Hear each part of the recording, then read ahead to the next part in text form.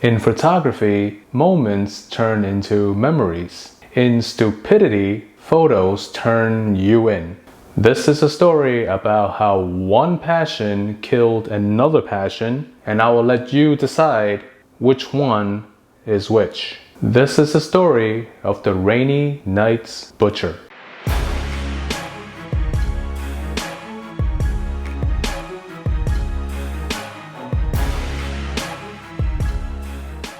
In the early 1960s in Hong Kong, Corwan was a top 10 student in elementary school. In the early 1970s, his father opened up a motorcycle shop and asked him to help him out every day after school. And because of this, his grades declined and also his relationship with his father took a wrong turn because his father would always yell at him for every little thing. One day, Corwan's father expelled him from home. Corwan was arrested after he threatened a woman with a knife and touched her lower body near a public restroom. He went through psychiatric treatment in a hospital for 102 days. Soon after, his family noticed that he had an abnormal obsession to human flesh. He was later caught peeping at his sister while she was naked in the restroom. In 1978, when he was about 23 years old, he obtained a cab license. 2 years later, he decided to work the graveyard shift, which means that he will be driving late at night. In 1981, 3 years after he got his cab license, he became incredibly intrigued with photography and he joined a photography club. 1 year after that, Corwan's mother noticed her son's depressed behavior, but nothing would prepare her for what her son was about to become. In the early morning of February 3rd, 1982, a 22-year-old nightclub dancer hopped into Corwan's cab after a night of drinking with her friends and told him to drive her home. Being heavily intoxicated, this 22-year-old nightclub dancer would not have known that Corwan did not drive her home. Instead, he drove her to his home. After he put his cab into park, he went inside of his home, took an electrical cord, came back outside to his cab, went inside the car, and strangled her to death. He then took the body up to his apartment and hid the body under the sofa inside of his living room. Since this is still in the early morning hours, his family had no idea that this was all happening because they were all still asleep. Shortly after, Corwan took the victim's wallet and used her money to go to an appliance store and bought an electric saw.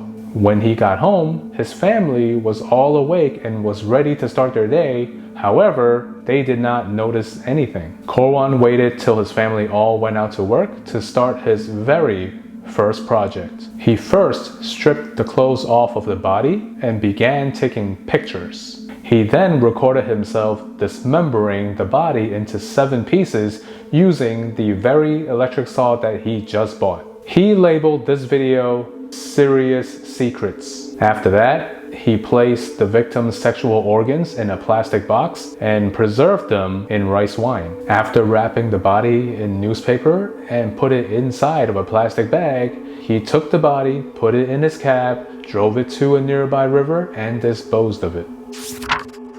In the early morning of May 29, 1982, almost 4 months later, a 31-year-old cashier hired Corwan's cab and became his second victim. She was also strangled to death by electrical cord, but this time he used a surgical scalpel to dismember her. He removed both breasts and the entire pubic area and embalmed them. This second dismemberment was recorded on video labeled "A Serious Secret." He wrapped the body in newspaper and placed it in a sack. He hid it in the trunk of his cab and waited until nighttime so that he could dispose of it on a slope on a hill.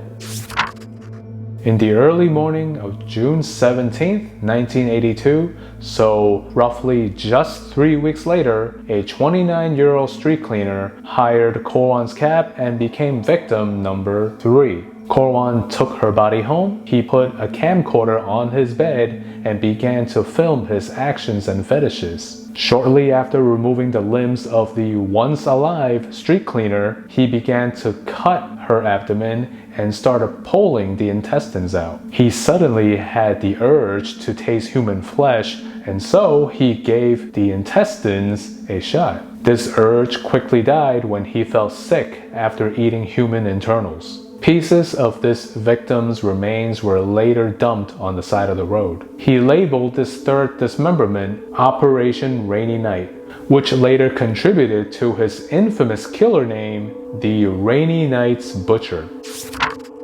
One late night on July 2nd, 1982, so less than 3 weeks later, a 17-year-old student left a thank you party to go home, but she never made it because she was Corwan's fourth victim. Just like with all of his other victims, he strangled this 17-year-old girl to death with an electrical cord. He then took the body home and proceeded to rape and dismember her. Just as all four of Corwan's victims had sealed their fate by entering his cab, Corwan himself sealed his fate with one huge mistake. He had taken many photographs of his kills, and one day he decided to send all of these films to a shop to develop. At first, the shop thought these were just pornographic photos that they needed to develop until they saw body parts. They called the police and Corwan was immediately arrested. At first, Corwan claimed that these photos belonged to a friend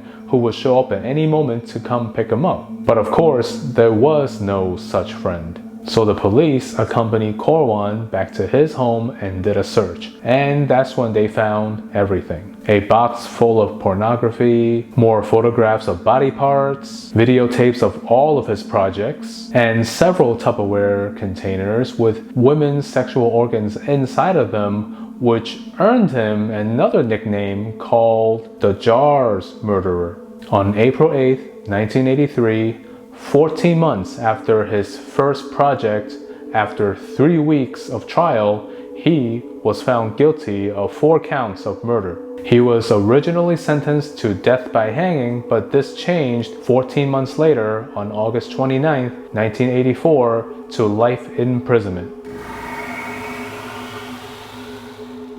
Corwan's photos led to his capture. His gruesome work captured the attention of millions.